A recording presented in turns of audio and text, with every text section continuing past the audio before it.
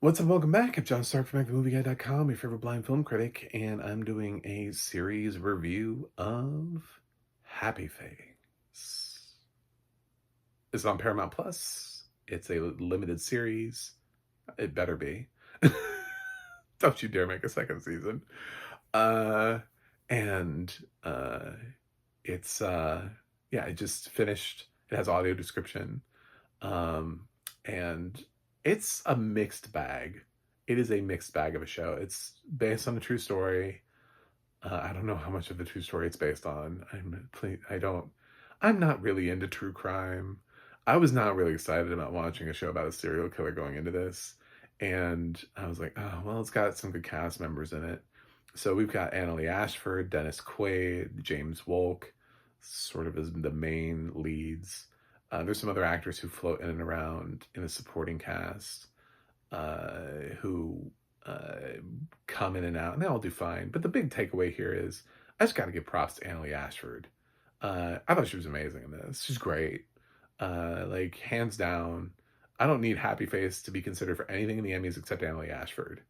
Some of the supporting cast was fine, but I don't know that I would nominate them. The actress who plays her producer friend who's doing most of the investigation along with her, she does very solid work. There's and I know I'm supposed to remember his name, but the actor who plays his brother, who's kind of blowing up right now as an actor, he's been getting more and more stuff. He obviously shot this at a time before people started noticing who he was, because he doesn't have that much to do here. Um, Actress who plays Annaleigh Ashford's brother uh, is starting to get more attention now for being in a bunch of things. He was in like Gladiator 2. He was one of the two brothers in that.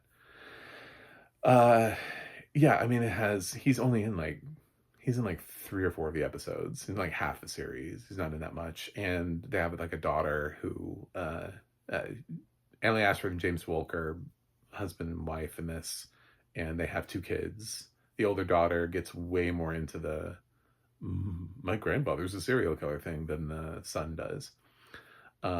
So it explores a lot of different things and ideas, but basically, Annaleigh Ashford plays a woman whose dad, played by Dennis Quaid, is a serial killer who's in jail.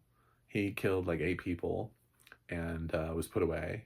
And she remembers growing up with and having sort of this weird, sort of like goofy, adorable father. Dennis Quaid is great in those scenes. He's awful in everything else. He's the worst serial killer. I listen, and I'm not bashing Dennis Quaid. I love Dennis Quaid. I thought he was good in Lawman, the Bass Reeves story. I thought he was good in that. I stood up for him in Reagan. I actually thought he was the one person in Reagan, considering they asked him to play Reagan for like a huge span of time in Reagan. He played Reagan for like he played like 50 years of Reagan. So I thought he did actually a pretty good job with that. So I generally like Dennis Quaid. He did what was it, the Hill, the Long Game. He's been in a couple things recently. I don't really have a problem with him, but he's awful in this. He is so bad. He's the worst serial killer. He's too likable of a person.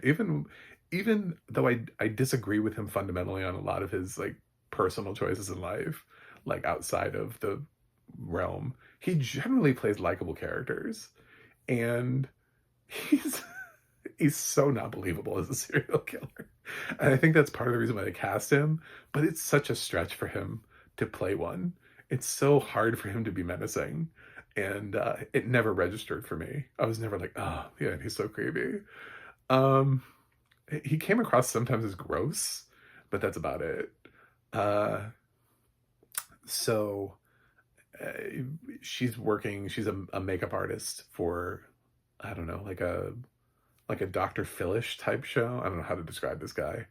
And he investigates things, and people tell their stories and true crime type things or whatever. And so I guess he calls in one day and claims that he has one more victim, and that he would like to admit to, and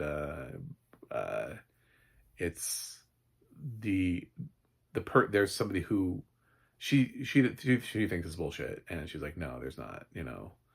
He just wants attention, and but she ends up getting invested because there's this guy that's currently on death row for having killed her. And she's like, well, wait a minute. If my father actually did kill him and this other guy's innocent.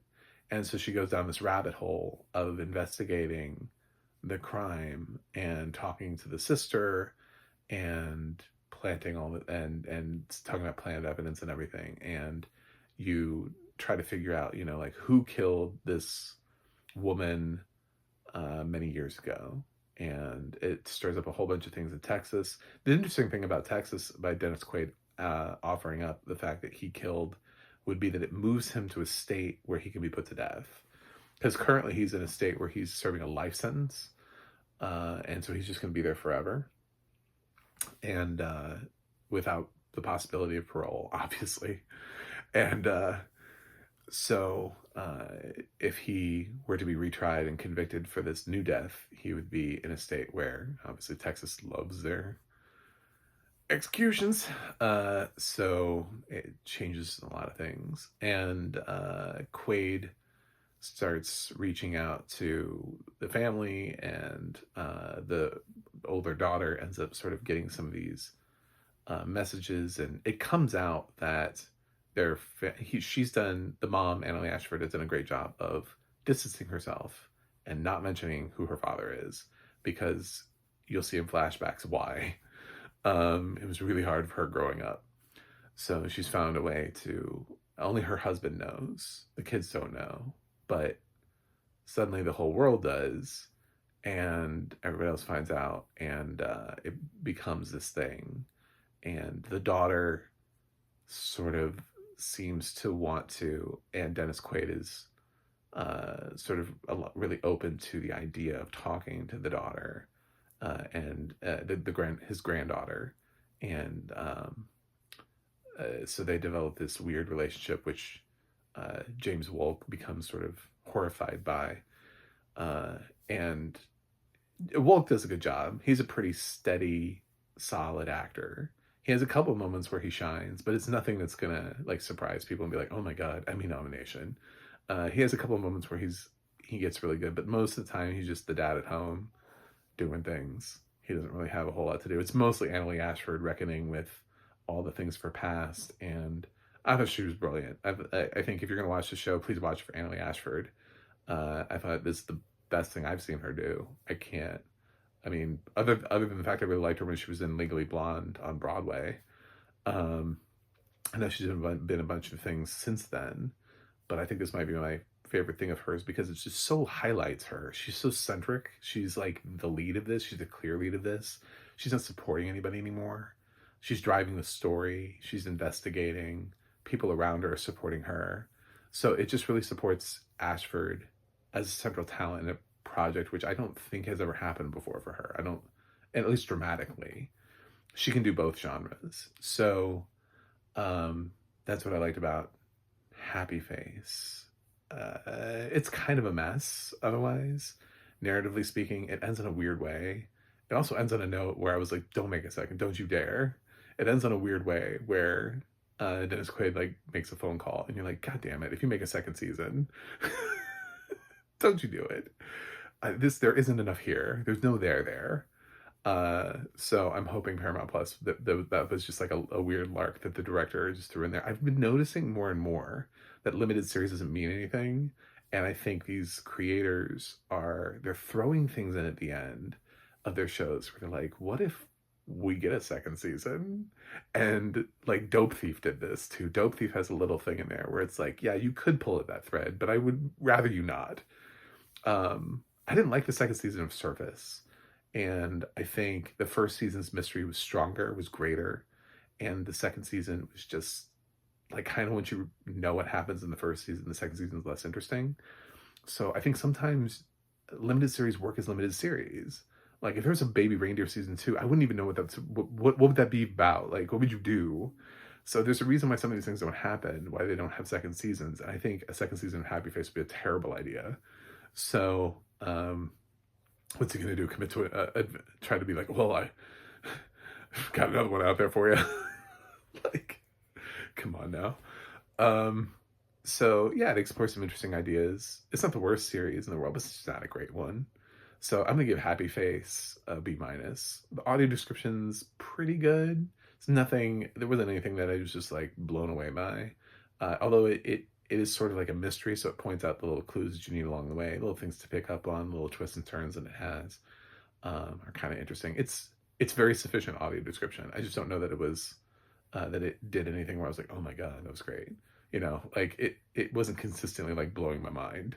So, but very sufficient audio description. So anyway, thanks for watching. Thanks for subscribing. I'll see you guys on the other side.